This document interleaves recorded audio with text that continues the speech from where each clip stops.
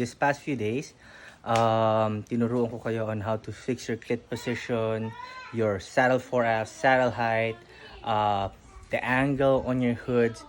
But if you still feel some discomfort or you're still having some issues on your bicycle, one other aspect of the bicycle or one other thing that you want to take a look at, which is commonly overlooked, is the saddle rotation or the saddle tilt. So I usually call it the saddle tilt, not the angle going up and down, but the rotation itself of the saddle. Okay, I'm going to show you guys. Okay, so here we are. So we're working on one of my bikes. So it's my Bastion. So usually when I'm fitting riders, they usually complain that they're having discomfort in their hip, in their lower back. And then one of the things I'm yet to look at is how the tilt or the rotation of the saddle is on their bicycle. Okay, so what's going to happen? If you see this, okay, you see the tip of the saddle. Imagine you have a line, you have a line in the center of the saddle, okay? And this is the center of the saddle. You want to make sure that it's properly aligned with the steerer tube, okay? Kailangan diretso siya, okay?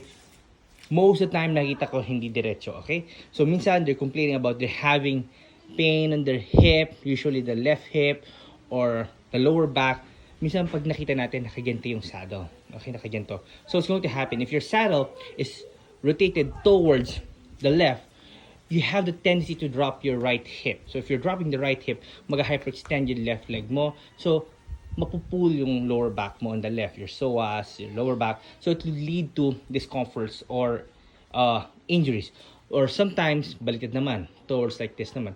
Okay? So, you want to make sure you start it by, let's say, in-adjust mo yung saddle height mo, i-check mo rin yung rotation. You want to make sure that it's straight like this. Okay? So, imagine there's a line in the center of the saddle. It should be straight and perfectly aligned with the steerer tube. You start with that, okay? But it doesn't have to always be fully aligned. Kasi minsan we have asymmetries.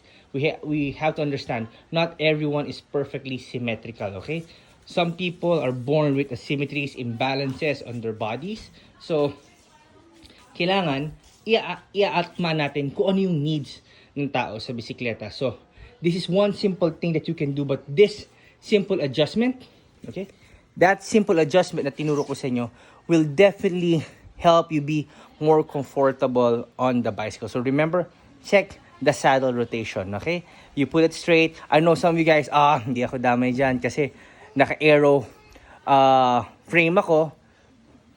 Mali po. Okay, even aero frame, sometimes a molding or sometimes manufacturers, they give a certain leeway para ma-rotate din yung seat post. So, even if you're using an aeroframe or even in triathlon bikes, time trial bikes, I often see this most of the time. Tabingi yung seat post nila, which is causing or making the rider sit twisted on the bicycle. Okay, so again, check your saddle rotation.